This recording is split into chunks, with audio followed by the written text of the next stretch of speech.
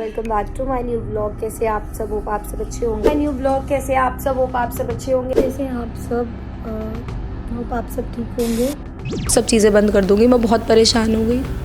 मैं खुद सब चीज़ें बंद कर दूंगी। अभी तक मुझे ही नहीं पता लग पाया कि क्यों हुआ, क्या रीज़न है कि आज इनका ये हाल है। ये डंडे मारे, पत्थर मारे, मेरे घर के कांच तोड़ दिए और उस टाइम घर में कोई भी आदमी नहीं था। बदतमीज़ी, छेड़छाड़, हाथापाई पे उनमें से 2 लड़के बिल्कुल उतार हो गए। इंस्टाग्राम पे मेरे पास फ़ोटोज़ वीडियोज़ आती हैं जो कि खुद की मेरी थी, कुछ रियल कुछ फेक।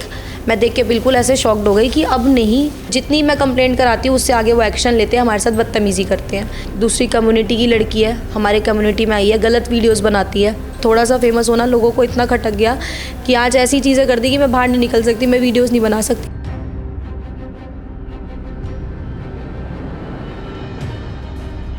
उतर के इन्होंने देखा सामने से 4-5 लड़के डंडे लेके आ रहे हैं। कुछ समझ नहीं आया, हॉपलेस हुए, पीछे की तरफ भागने लगे। जैसे ही भागे, वैगनर गाड़ी आई वाइट कलर की, इनको हिट करा। 5 मिनट तक पूरी वीडियो बनाई। उसके बाद 8-10 लड़के गए ऊपर, लोगों को देख रहे थे, 2-2 करके लोग इन्हें मारते रहे। इतनी दर्दनाक चीज़ किस दुश्मनी में और किस रीज़न से करी। इनके साथ कुछ भी हो सकता है, आज नहीं 2-2.5 महीने बाद ये खड़े होंगे, इनके साथ फिर कुछ चीज़ें हो सकती है। मैं खुद चली जाऊँगी, खुद सब चीज़ें छोड़ दूँगी। आपने सुना ही होगा कि इंसान अपने दुखों से इतना दुखी नहीं होता जितना कि दूसरों के सुखों से दुखी होता है। जी हाँ, ये बात और ये कहावत बिल्कुल सटीक जान पड़ती है इस फैमिली के ऊपर। आज मैं आपको लेकर आया हूँ एक ऐसे परिवार के साथ जो सोशल मीडिया में अपनी एक बहुत ख़ास पहचान रखता है। इस वक्त हम मौजूद हैं प्रेरणा जी के साथ, जो प्रेरणा ब्लॉग के नाम से फैमिली ब्लॉग चलाती हैं। इनका पूरा परिवार पिछले 3 सालों से इसी प्रोफेशन के अंदर है और फेमस सोशल मीडिया इन्फ्लुएंसर की गिनती होती है इनके नाम के आगे। लेकिन जो अभी आप दृश्य देख रहे हैं, ये परवीन जी हैं, जिन्हें लोग प्यार से पम्मी कहते हैं। आज इनकी हालत ये है कि ज़िंदगी और मौत के बीच में झूल रहे हैं। इनकी ये कंडीशन इसलिए हो जाती है कि इनकी एक पहचान है, सोशल मीडिया पे लोग इन्हें प्यार करते हैं और इन्होंने 2.5 सालों के अंदर वो मुकाम हासिल कर लिया है जो अच्छे लोगों को देखने को नसीब नहीं होता। आखिरकार इनकी यही खासियत, इनकी यही तरक्की आज इनके लिए एक बहुत बड़ी मुसीबत बन चुकी है। मामला कुछ ऐसा होता है कि इस परिवार के ऊपर 3 मार्च से मुसीबतों का पहाड़ टूट पड़ता है और ये दास्तान यहीं नहीं रुकती। 8 मई को पम्मी पर ऐसा हमला होता है कि ये आज अपनी ज़िंदगी और मौत के बीच में झूल रहे हैं। इन पर हमला 1 नहीं 2 नहीं, लगभग 20-25 लोगों ने किया। आखिर इनकी हालत कैसे हुई, क्यों हुई, किसके कारण हुई, ये पूरी दास्तान बताने के लिए हमारे साथ मौजूद हैं प्रेरणा जी। प्रेरणा जी, पहले तो आपका बहुत बहुत स्वागत Delhi up to date channel पर। हम जानना चाहते हैं कि ये आपके साथ इतना बड़ा हादसा कैसे हुआ, क्यों हुआ, पूरा हम इस बारे में डिटेल से जानना चाहेंगे। सर, क्यों हुआ ये तो अभी तक मुझे ही नहीं पता लग पाया कि क्यों हुआ, क्या रीज़न है कि आज इनका ये हाल है। सारी ये मुसीबतें हमेशा शुरू हुई हैं शादी के बाद से। कुछ ना कुछ चीज़ें मैं झेल ही रही हूँ जब से सोशल मीडिया पे आई, बट अब 3 मार्च को कुछ ज़्यादा ही हो गया। मैं, मेरी मम्मी और ये मेरी बेटी है, 2 साल की है, इसके साथ मैं मार्केट जा रही थी। 4 तारीख को मेरी फ्रेंड की शादी थी, उसके लिए कुछ गिफ्ट्स वगैरह लेने। मेरा मायका है वज़ीराबाद में। आप जगतपुर में ही रहते हैं ना? मेरा ससुराल है जगतपुर में, मायका वज़ीराबाद में है। तो मैं वज़ीराबाद आई हुई थी, अपनी मम्मी के साथ जा रही थी मार्केट की तरफ, गली नंबर 12 वज़ीराबाद से। उस गली में एक लाइब्रेरी है, उसके बाद उसके घर लाइब्रेरी के बाहर लड़के खड़े हुए थे कुछ। मैं जा रही थी अकेले, मम्मी थी, बेटी थी, हंसने लगे मुझे देख के। मैं थोड़ा सा एम्बैरस हुई, अपने कपड़े ठीक करे आगे चली गई, इग्नोर करा, क्योंकि सोशल मीडिया पे रोज़ हज़ारों कमेंट्स भी इग्नोर पड़ते हैं, तो ये चीज़ें होता है, इग्नोर करा। दोबारा कुछ कमेंट पास करा, मेरा नाम लेके, व्लॉगर बोल के, ये वो, तो हीरोइन बोल के, ये बोल के, फिर इग्नोर करा। फिर थोड़े अब्यूजिंग वर्ड बोले मेरे हस्बैंड का नाम लेके, मुझे लेके। मैं टर्न हुई, मम्मी टर्न हुई, हमने जाके पूछा। मैंने सिर्फ इतना बोला कि भैया आपको शर्म आनी चाहिए, मैं भी आपकी कुछ लगती हूँ, शायद आपके गांव की बहू हूँ, बेटी हूँ, और एक लड़की की इज़्ज़त करनी चाहिए। बस मैंने इतना बोला। इतना बोलते ही बदतमीज़ी, छेड़छाड़, हाथापाई पे उनमें से 2 लड़के बिल्कुल उतार हो गए। मेरी गोद में, मैंने अपनी बेटी का हाथ पकड़ रखा था, इसे गोद में लिया, छीना झपटी इतनी करने लगे कि मेरी बेटी मेरे हाथ में, उन्हें ये भी नहीं दिख रहा कि इस धक्का मुक्की में मेरी बेटी भी गिर सकती है। इस दौरान मैं 4 से 5 हफ्ते प्रेग्नेंट भी थी। मुझे ये प्रेगनेंसी अपनी खुद 28 तारीख को पता लगी थी और 3 मार्च को मेरे साथ ये चीज़ हो गई। लड़ाई हुई, वहाँ पर भी खूब लड़ाई हुई। वीडियोस मैंने सारी, मेरे पास सारे प्रूफ, सारी चीज़ें हैं। इतनी लड़ाई हुई मेरे साथ, जब बदतमीज़ी हद से ज़्यादा बढ़ गई, मैंने अपने हस्बैंड को कॉल किया कि आप आओ। जब तक आपसे ये हादसा हुआ था, जो बदतमीजी हुई थी, उस वक्त आपके साथ आपके हस्बैंड नहीं थे? नहीं थे, मेरी मम्मी थी और मेरी बेटी थी। उसके बाद 5 मिनट बाद मैंने अपने हस्बैंड को कॉल करा। मेरा मायका और ससुराल का डिस्टेंस बहुत कम है। ये मेरे ससुराल मायके वाले घर में ही बैठे हुए थे। इन्होंने बोला मम्मी आप शॉपिंग करा लो, सूट लेने मैं क्या जाऊँगा। इस बीच मैंने जब अपने हस्बैंड को कॉल करा, इससे पहले ही जितने ही आए हैं मुझसे ही धक्का मुक्की करने लगे। मेरे यहाँ चेस्ट के ऊपर हाथ भी मारा, मेरे यहाँ पे स्क्रैचेस वगैरह, उनके नेल्स भी लग गए थे। इस दौरान मेरी इतनी ज़्यादा तबीयत ख़राब हुई, मैं एडमिट भी रही, MLC वगैरह सब चीज़ है। पूरी घटना 3 मार्च की है? जी, ये सारी घटना भी 3 मार्च की है। 5 मिनट बाद जब ये आए, मेरे साथ धक्का मुक्की, बदतमीज़ी, छेड़छाड़ी सब चीज़ होती रही। 5 मिनट इन्हें आने में लगे। इनके आने के बाद फिर हाथापाई हुई, इनको भी मारा, इनको बहुत बुरी तरीके से मारा। सारी वीडियोस में आपने भी देखा, लोग भी देख रहे हैं। इनको मारने के बाद ठीक है, हमने PCR कॉल करी, PCR आई, आगे क्रॉस मुकदमे हुए, सब चीज़ हुई। इतने इन्हें PCR लेके गई है MLC करवाने के लिए, उन्हें भी इन्हें भी। उनमें से कुछ लड़के वापस अपने घर गए। मेरा ससुराल है जगतपुर में, वहाँ पे जाके उस घर में सिर्फ मेरी सास, मेरी जेठानी का एक लड़का जो 4-5 साल का है, मेरी भांजी, नंद की बेटी 14-15 साल की है। इतने गंदे अब्द शब्द उनके लिए यूज़ करे। घर पे ईंटें मारी, डंडे मारे, पत्थर मारे, मेरे घर के कांच तोड़ दिए। और उस टाइम घर में कोई भी आदमी नहीं था, ना मेरे ससुर थे, ना मेरा जेठ था, ना मेरे हस्बैंड थे। 3 औरतों के साथ इतना मिसबिहेव करा, उसके भी सारी वीडियोस, सारे प्रूफ मेरे पास है। इतना होने के बाद फिर भी हमने कुछ नहीं करा। क्रॉस मुकदमे करे कि ठीक है, जो करेगी पुलिस करेगी, हमारी सहायता वहाँ से होगी। मुकदमे हो गए, हम घर बैठे आराम से 1.5 महीने तक भी कंटिन्यूसली धमकियाँ हमारी गली में से निकल रही हैं। इस दौरान पुलिस ने कुछ नहीं किया, खाली केस को रजिस्टर किया और उसके अलावा कोई कार्रवाई? केस रजिस्टर्ड हुआ, उसके बाद कभी हमें पूछताछ के लिए बुलाया या घर पूछताछ के लिए आए, या कभी एक बार मेरे बयान हुए, ये चीज़ें हुई। पर ये है, हम अपने शांत घर बैठे रहे। प्रशासन का जो काम है वो अपने तरीके से कर रहे हैं, पर ये जो दूसरी पार्टी वाले थे बिल्कुल शांत नहीं बैठे। कंटिन्यूसली धमकियाँ दी। मेरा घर वज़ीराबाद में, गली से निकल रहे हैं, कभी गालियाँ देते हुए, कभी उल्टे सीधे कमेंट पास करते हुए। पम्मी या मैं कहीं जा रहे हैं तो हम गाड़ी लेके जा रहे हैं, आगे से कमेंट पास करते हुए, कुछ उल्टा बोलते हुए, सब चीज़ें हम इग्नोर करते हुए। ये चीज़ें भी मैंने थाने में इन सब चीज़ों की भी रिपोर्ट दी, सब चीज़ें बताई कि मेरे साथ ऐसा ऐसा हो रहा है। यहाँ तक ये चीज़ें ख़त्म हो गई। फिर हम शांति से अपने घर बैठे हुए हैं। 21 अप्रैल को अचानक से एक इंस्टाग्राम पे मेरे पास फ़ोटोज़ वीडियोज़ आती हैं जो कि खुद की मेरी थी, कुछ रियल, कुछ फेक। मैं देख के बिल्कुल ऐसे शॉक्ड हो गई कि अब नहीं इन चीज़ों को मैं देख पाऊँगी या फिर अब कंट्रोल कर पाऊँगी। ठीक है, सुसाइड कर लूँगी, कुछ भी कर लूँगी, क्योंकि मैं अब लड़ नहीं पा रही या कोई चीज़ कर नहीं पा रही। फ़ोटोज़ देखी, काफ़ी लोगों ने देखी, गाँव में स्प्रेड हुई, काफ़ी लोगों ने भेजी। मतलब 10 दिन तक ना मैं सोशल मीडिया पे आई। मुझे उस दिन ऐसा लगा कि मेरा वीडियोस बनाना मुझे बंद कर देना चाहिए, और मेरा थोड़ा सा फेमस होना, सिर्फ थोड़ा सा फेमस होना लोगों को इतना खटक गया कि आज ऐसी चीज़ें कर दी कि मैं बाहर नहीं निकल सकती, मैं वीडियोस नहीं बना सकती। मेरे हस्बैंड ने, मेरे परिवार ने सबने समझाया, कोई बात नहीं, हम तेरे साथ हैं इस टाइम में। कुछ चीज़ें उन्होंने रियल करी, मुझे नहीं पता मेरी 5 साल पुरानी फ़ोटोज़ किस तरीके से उन्होंने हैक करी, किस तरीके से निकाली, क्या करा, कौन हमारा 5 साल पुराना दुश्मन है। और इस लड़ाई के बाद ही हुई प्रॉपर। मेरे पास इस चीज़ के भी प्रूफ है, कॉल रिकॉर्डिंग्स है, कहीं कहीं से मैंने इकट्ठे करे कि इन लोगों ने ही ये चीज़ें, ये फ़ोटोज़ वीडियोस वायरल करी। साइबर सेल में मैंने कंप्लेंट करी, उसका इतने एक्शन होता। 21 तारीख को ये चीज़ें हुई हैं, शायद 22 या 23 को मैंने कंप्लेंट दर्ज करा दी। कंप्लेंट दर्ज कराते ही अब ये चीज़ पे कार्रवाई चलती। इससे पहले जितनी मैं कंप्लेंट कराती हूँ उससे आगे वो एक्शन लेते हैं, हमारे साथ बदतमीज़ी करते हैं। कंप्लेंट कराई। 8 मई को मेरे हस्बैंड पम्मी अपने एक दोस्त अतुल के साथ संत नगर की तरफ कटिंग करवाने जा रहे थे। इनको जाते हुए वहाँ लड़के खड़े रहते हैं पुश्ते से ये जा रहे थे, तो इन्हें देखा, इनका बताया, या पहले से इनके लिए प्लानिंग कर रहे थे कि इनका ये हाल करना है, क्या करना है, ये चीज़ें मुझे नहीं पता। ये 12, साढ़े 12, 11 के करीब गए होंगे और ये 2-2:30 बजे आए। और ये आए, इनकी बाइक के आगे, ये बुलेट पे थे अपने दोस्त की, वो बाइक चला रहा था, ये पीछे बैठे हुए थे। इनके आगे एक बाइक लगी, R15 शायद, बात सारी इनको पता ही, अभी इस हालत में नहीं है, थोड़ा बहुत इन्होंने बताया। लगी, उन्होंने सोचा ऐसा कुछ होगा मेरे साथ, इतने लड़के मुझे इस तरीके से मारेंगे या कुछ करेंगे। बाइक लगी, उतर गए एकदम बाइक से। उतर के इन्होंने देखा सामने से 4-5 लड़के डंडे लेके आ रहे हैं, कुछ समझ नहीं आया, होपलेस हुए, पीछे की तरफ भागने लगे। जैसे ही भागे, वैगनार गाड़ी आई वाइट कलर की, इनको हिट करा। हिट करते ही ये पुश्ते के पार गिर गए। आप समझिए 1 या 1.5 फ्लोर नीचे ये लुढ़कते लुढ़कते गए।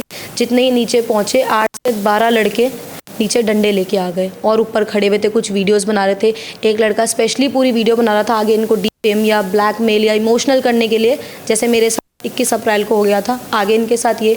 और आप समझ सकते हैं जब एक अकेले लड़के को 20 लड़के मार रहे होंगे तो वो शायद चिल्ला ही रहा होगा, हाथ पैर ही जोड़ रहा होगा कि मुझे छोड़ दो और मुझे बख्श दो।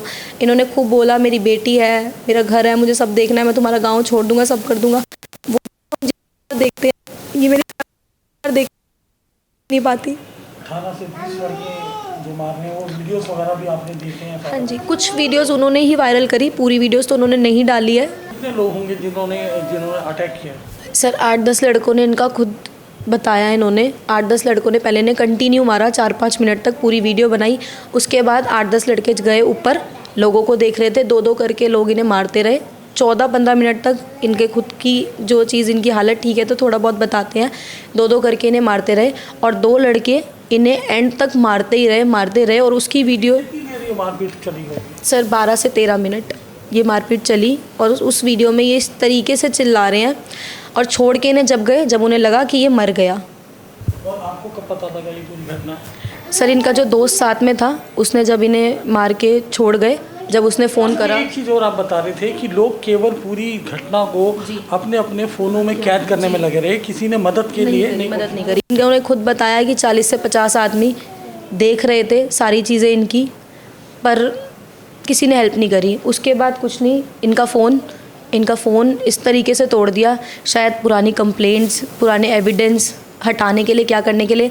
इन्होंने चैन पहन रखी थी, इनकी चैन खींच ली। इनका पर्स था, ज़्यादा पैसे नहीं, 2500-2600 रुपये उसमें थे।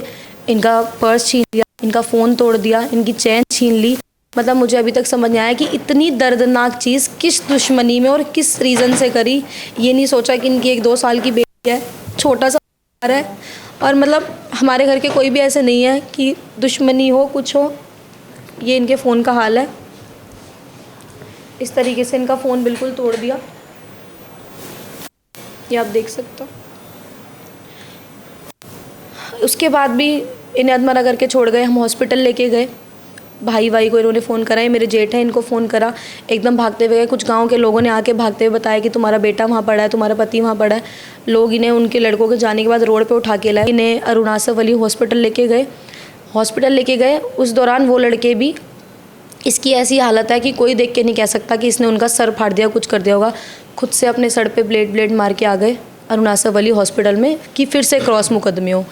हॉस्पिटल में आए, ये इस हालत में स्ट्रेचर पे पड़े हुए थे कि ना बोल पा रहे थे, ना चल पा रहे थे। इनकी हाथ पैर उस टाइम पे कांप रहे थे, क्योंकि 8-10 लड़कों की कंटिन्यू मार कोई भी नहीं सह सकता। हाथ पैर इनके कांप रहे थे। जब भी वो लड़के इशारा करके इनको कह रहे आजा, वहाँ पे इस तरीके से वहाँ पे फिर बदतमीज़ी करने लगे। हॉस्पिटल में भी बदतमीज़ी करी, फिर FIR हुई, क्रॉस मुकदमे दर्ज हुए और अभी भी हमारा मुकदमा दर्ज है। 4 दिन हो गए हैं, 8 तारीख की आप वारदात बता रहे हैं और 12 तारीख हो गई है। इस पूरे दौरान पुलिस ने क्या किया, क्या और जांच हुई? और अभी जो हम जानना चाहेंगे कि पम्मी जी की अभी कंडीशन कैसी है? सर कंडीशन आपके सामने है, बेड से उठ नहीं पा रहे हैं। आज 4 दिन हो गए बेड पे हैं। चोटें मैं आपको इनकी दिखाऊंगी कि चोटें किस तरह तक हैं। 20-21 जगह से शरीर का मांस फटा हुआ है। 2 फ्रैक्चर पैर में है, 1-2 फ्रैक्चर, 8 टाँके हैं पैर में, 1-2 फिंगर्स में फ्रैक्चर है। उठने की इनकी अभी बिल्कुल हालत नहीं है, आप लोगों के सामने है। कार्रवाई ये है, सुनने में मेरे आ रहा है कि 2 लोग जिनसे लड़ाई हुई थी, मारने वाले 12 लड़के थे, टोटल लड़के 15-16 थे, 2-3 वीडियो बनाने वाले थे, टोटल 20-22 के आसपास लड़के थे। तो उनमें से अभी 2 अरेस्ट है, ये मेरे सुनने में आया है। प्रेरणा जी, इन 4 दिनों के अंदर पुलिस ने क्या कार्रवाई करी? क्या FIR हो चुकी है? किन किन धाराओं में FIR हुई है? क्या पूरी प्रक्रिया से संतुष्ट हैं? जी सर, अभी तक 30% संतुष्ट हूँ। मेरे सुनने में आया कि 2 लोग अरेस्ट हैं जिन्होंने कंटिन्यूसली इनके साथ मारपीट करी। धाराओं में मुकदमे दर्ज हैं? 308 है, मैं आपको FIR में से 1 मिनट दिखाती हूँ। 308 की धारा लगी है सर उन पर। तरीके से कंडीशन है 308 लगाना और एक 307 जैसे होता है कि अटेम्प्ट टू मर्डर। तो आपने इस बारे में बात नहीं करी पुलिस वालों से? सर की थी, बात की है। मुझे ये बताया गया कि शायद सर की चोट नहीं है, पर ये सर पे मार रहे थे बचाव के लिए। जब इन्होंने अपना हाथ आगे करा सर बचाने के लिए, तो इनकी इन 2 फिंगर्स में फ्रैक्चर आ गया। इनके सीधे हाथ की 2 फिंगर्स में फ्रैक्चर है। हालत आप इनकी अभी देख सकते हो, 1.5 से 2 महीने इन्हें खड़े होने में लग जाएंगे। मैं भी यही चाहती थी और मेरे को भी यही लगता था कि 307 की धारा उन लोगों पर लगनी चाहिए। काफ़ी इंजरीज़ हैं और अभी फाइनल रिपोर्ट्स अभी एडमिट हैं, डॉक्टर की आई नहीं है कि टोटल कितनी इंजरीज़ हैं, क्या इनकी बॉडी का हाल है, अभी आगे डॉक्टर्स बताएंगे। ये भी जी, अगर हम बात करें कि आखिर इतनी बड़ी घटना हो गई, इतना बड़ा अटैक हुआ है, पर तो क्या वजह हो सकती है, क्या क्या कारण हो सकते हैं? सर मैं खुद बिल्कुल ना सोच ही नहीं पा रही कि क्या रीज़न है, क्या कारण है।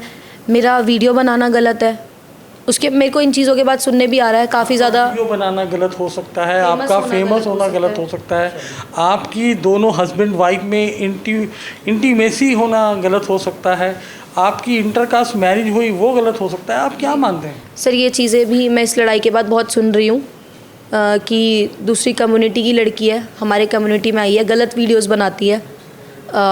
गलत मतलब मैं पंडित हूँ, मेरे हस्बैंड गुजर है, मैं ब्राह्मण समाज से हूँ।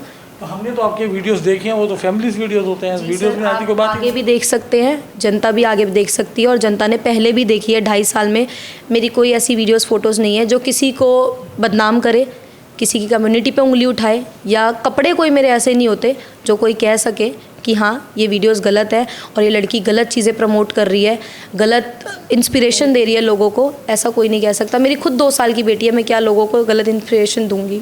तो इसका मतलब तो आपका फेमस होना, आपका कामयाब होना, यही वजह हो सकती है। सर मैं इनके ठीक होने के बाद खुद सब चीज़ें बंद कर दूंगी। मैं बहुत परेशान हो गई, मैं खुद सब चीज़ें बंद कर दूंगी। मैं क्या करूँ? आज मेरे हस्बैंड है, कल मेरा भाई होगा, कल मेरे ससुराल की तरफ का कोई होगा। ना जी, ये तो हार मानने वाली बात हो गई ना, बंद करना तो हल नहीं है। सर मेरी इसके आगे 2 साल की बेटी भी है ना, मुझे तो कुछ समझ नहीं आ रहा मैं क्या करूं, क्या होगा आगे। जब इतना कर दिया इसके बाद कुछ भी हो सकता है, कुछ भी कर सकते हैं। मुझे 2 महीने पहले भी धमकियां मिली हैं, मुझे आगे भी डर है कि आगे भी इनके साथ कुछ भी हो सकता है। आज नहीं 2-2.5 महीने बाद ये खड़े होंगे, इनके साथ फिर कुछ चीज़ें हो सकती है। मैं खुद से चली जाऊँगी, मैं खुद सब चीज़ें छोड़ दूँगी। प्रेरणा जी, जैसे कि अभी आपने बताया भी कि आप छोड़ने की भी बात कर रहे हैं, क्यों, आखिर क्यों ऐसी बात सोच आपके मन में आ रही है? सर मैं थक गई, मैं इतनी ज़्यादा डिप्रेशन में फ्रस्ट्रेट हो गई हूँ ना। पहले मेरी ये फ़ोटोज़ वायरल हुई, उस चीज़ों को मैं अभी तक झेल रही हूँ। मैं उन चीज़ों से बाहर निकलती इतने में मेरे हस्बैंड का ये हाल हो गया। इसके बाद तो कंटिन्यू धमकियाँ मिल रही है। इनका ये हाल होने के बाद भी कि तेरे फैमिली मेम्बर्स के साथ भी ऐसा ही होगा, लोगों के थ्रू सुनने में आ रहा है, सोशल मीडिया पे सुनने में आ रहा है, मेरे फॉलोअर्स के मैसेज आ रहे हैं, मैं लाइव आ रही हूँ उसमें कमेंट्स आ रहे हैं, तो मुझे आगे भी डर है। मैं क्या करूँ? मैं थक गई, मुझे कुछ समझ नहीं आ रहा। प्रेरणा जी, आपने अभी बताया था कि आपने जो मॉर्फ फोटो वाली कंप्लेंट थी, जो साइबर मिसयूज़ वाली बात थी, तो उसमें साइबर पुलिस ने कुछ किया अभी तक? सर उस कंप्लेंट पे अभी तक कोई एक्शन नहीं हुआ। शायद उस कंप्लेंट पर कुछ एक्शन हो जाता तो आज उनके हौसले इतने नहीं बढ़ते कि वो मेरे हस्बैंड का ये हाल करते। और वो वीडियोस फ़ोटोज़ अभी भी पूरे गांव में बाहर लोगों पर, काफ़ी लोगों के पास है, मुझे शेयर करते हैं, मुझे रोज़ भेजते हैं, उसको लेके उल्टे सीधे कमेंट्स करते हैं, लड़के स्टोरियाँ लगा रहे हैं। मैं बहुत हद तक उन्हें इग्नोर कर रही हूँ, बट हाँ अभी वो चीज़ छोड़ के इनको रिकवर कराने पे मेरा ज़्यादा ध्यान है। पर मैं अब खुद थक चुकी हूँ, हार चुकी हूँ। मेरा खुद मन करता है इतनी छोटी सी मेरी फैमिली है, जहर दूँ तीनों चारों को खिला के हम तीनों मर जाएं। मुझे समझ ही नहीं आ रहा मैं क्या करूँ और कैसे इन चीज़ों को रोकूँ, कब तक ये चीज़ें मेरे साथ होंगी। 3 मार्च से आज 12 तारीख है, 12 तारीख तक मेरे हस्बैंड का ये हाल है। बीच में 3-4 इंसिडेंट मेरे साथ हो गए और अभी तक कुछ सॉल्व नहीं हुआ है। तो मैं बिल्कुल थक चुकी हूँ, हार चुकी हूँ हर चीज़ से। मेरे पास आगे भी, मेरे को आगे भी डर है अपने बच्चों का, अपने हस्बैंड का, अपने परिवार का। बहुत छोटा सा परिवार है मेरा, ससुराल भी, मायका भी, बहुत छोटी सी फैमिली है हमारी। पूरी तरह से सेफ़ नहीं है, चीज़ें इतनी ख़राब हुई हैं पहले भी और आगे भी होंगी, पूरा डर है मुझे और कुछ समझ नहीं आ रहा कि मैं आगे क्या करूं। इसी बीच में प्रेरणा जी की मदर रश्मि शर्मा जी हमारे साथ मौजूद हैं। चलिए बात करते हैं। रश्मि जी, आप क्या चाहते हैं, क्योंकि जो कंडीशन हम देख रहे हैं इस वक्त आपके दामाद जी की, क्या कहेंगे शासन से, क्या कहेंगे प्रशासन से, और क्या मांग है, क्या गुहार है पुलिस से? सर क्या मांग करेंगे, बहुत मिडिल क्लास फैमिली से हैं और बहुत छोटा सा मेरा परिवार है। आज तक की अपनी जो भी जमा पूंजी है सिर्फ ये बच्चे हैं और आज ये सेफ़ नहीं है, वो भी दिल्ली राजधानी में रहकर। दिल्ली राजधानी कहलाती है जहाँ पे हमें सेफ्टी मिलनी चाहिए थी, प्रोटेक्शन मिलनी चाहिए थी हर तरह की। अगर हमारी पहले ही कंप्लेंट पे सुनवाई हो जाती तो शायद आज ये सब ना होता। मुझे नहीं पता कि प्रशासन किस हद तक मेरी हेल्प करेगी, लेकिन मेरी यही गुहार है प्रशासन से और समाज से और हमारे बीच रहने वाले लोगों से कि हमारे साथ न्याय किया जाए। सर हम लोग घर से बाहर नहीं निकल पाते हैं। घर के बच्चे, जो 2 बच्चे हैं, उनको घर में ताला लगा के रखते हैं। हमें जेल हो चुकी है, मतलब हम बहुत फ्रस्ट्रेट हो चुके हैं। और मैं डीसीपी ऑफिस में भी कंप्लेंट दे चुकी थी, एसीपी ऑफिसर से मिल के आई हूँ, एसएचओ साहब से। मैंने सच में, मैं किसी को भी बदनाम या वैसे करने के इरादे से नहीं बोल रही हूँ, सीरियसली बोल चुकी हूँ। और सीरियसली यहाँ का प्रशासन जो भी हमारे डिस्ट्रिक्ट का लगेगा, अगर कभी ये चीज़ सामने आई तो मैं अपने 4 बच्चों को खुद जहर दे के खुद भी खा के मर जाऊँगी। हम थक चुके हैं सर, हमारे पास कोई भी पावर नहीं है, ना पैसे की, ना लड़ने के लिए डंडों की पावर, ना मेरे घर में इतने जने हैं जो मेरे पीछे खड़े हो जाएंगे। मेरी बैकबोन इतनी स्ट्रांग नहीं है कि मेरे साथ 10-12 लड़के जिस तरह से इस बच्चे के लिए खड़े हुए, मेरे दामाद के लिए। और सर आप समझ ही सकते हैं, कहने के लिए दामाद है लेकिन जिसकी बेटी दुखी उसका संसार दुखी।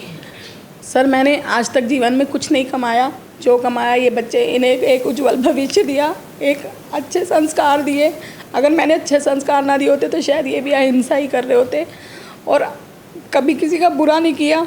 और आज मेरे बच्चों के साथ इतना बुरा हो रहा है। सर जैसे कि प्रशासन, पुलिस हमसे प्रूफ मांग रही हैं या कुछ सबूत हम एविडेंस ला के दें, तो सर मेरे पास इससे ज़्यादा बड़ा जीता जागता एविडेंस कोई नहीं है।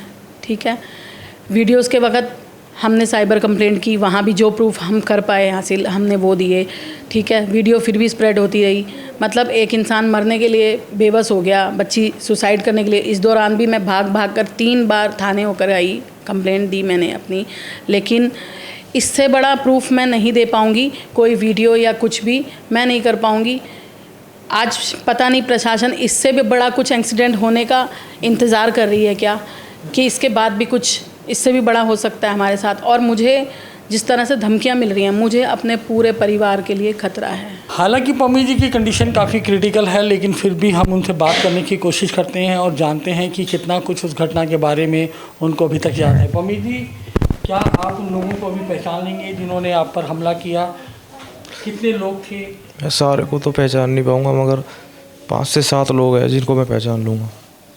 तो क्या वजह रही होगी? आखिर पूरी घटना हमें अभी प्रेरणा जी ने बताई, इसके अलावा भी कुछ कहना चाहेंगे आप? बस मुझे न्याय चाहिए, इंसाफ चाहिए और कुछ नहीं। मुझे मेरी फैमिली को बहुत खतरा है। अभी तो ये क्या है, मुझे जान से भी मार सकते हैं, मेरी फैमिली को मार सकते हैं। मेरी 2 साल की बेटी है। इनका ये हाल देख के मैं वैसे ही बहुत परेशान हूँ, इनका ये हाल देख के। पर मैं इतना डरी हुई भी हूँ। मेरे माइंड में उस दिन से 8 तारीख से यही चीज़ घूम रही है। आज ही अकेले थे, इनके साथ इनका दोस्त था। अगर इनके साथ मैं होती, मेरी बेटी होती, जैसे इनको गाड़ी से धक्का मार के या इनको हिट करके जैसे नीचे झाड़ियों में ले गए, मैं ज़रूर इनका ऐसा हाल देख के इन्हें बचाने जाती, चिल्लाती, बोलती ये चीज़ें मत करो, तो शायद वो मेरे साथ भी कुछ ऐसा गलत कर सकते थे। जब मेरी ऐसी फ़ोटोज़ वायरल कर दी, ऐसी वीडियोज़ वायरल कर दी और वो इस हैवानियत पे आ गए कि इन्हें मार कर बिल्कुल छोड़ गए, जब उन्हें लगा ये मर गया, जब इनको छोड़ के गए, तो शायद मेरे या मेरी बेटी के साथ भी बहुत गलत कर सकते थे। मुझे आगे भी इस चीज़ का डर है और मेरे दिमाग में अभी तक ये चीज़ चल रही है कि मेरे हस्बैंड का ये हाल करा है, तो उस टाइम पे अगर मैं साथ होती तो मेरा क्या करते या मेरे साथ क्या गलत हो जाता। यानी कि ये जो पूरी दास्तान अभी आपने सुनी, ये प्रेरणा और पम्मी की कहानी है। लेकिन मैं एक बात कहना चाहूँगा कि ये उस देश की बेटी की कहानी है जिस देश में कहा जाता है कि बेटी बचाओ और बेटी पढ़ाओ। लेकिन इस देश के समाज को ये बात हजम नहीं होती कि अगर वही बेटी पढ़ लिख कर समाज में कोई अपना मुकाम हासिल कर लेती है, कोई नाम हासिल कर लेती है, शोहरत हासिल कर लेती है, तो यही उस समाज उस बेटी की उस शोहरत को, उसकी काबिलियत को और उसकी तरक्की को हजम नहीं कर सकती। क्या हमारा देश का ये शासन, प्रशासन और हमारा समाज इस तरह के हादसों के लिए इंतज़ार करता रहेगा? क्या हर बात के लिए सबूत मांगे जाएंगे? और एक बात और कि आधुनिक दौर के 21वीं सदी के दौर में क्या आज भी हमारे देश के अंदर, दिल्ली जैसे शहर के अंदर भी जात पात और इंटरकास्ट के लेकर इतनी अवधारणाएं लोगों के मन में रहती हैं? फ़िलहाल के लिए इतना ही। शीघ्र मिलते हैं नए एपिसोड के साथ। मैं नरेंद्र धवन, दिल्ली अपडेट के लिए। जय हिंद, जय भारत।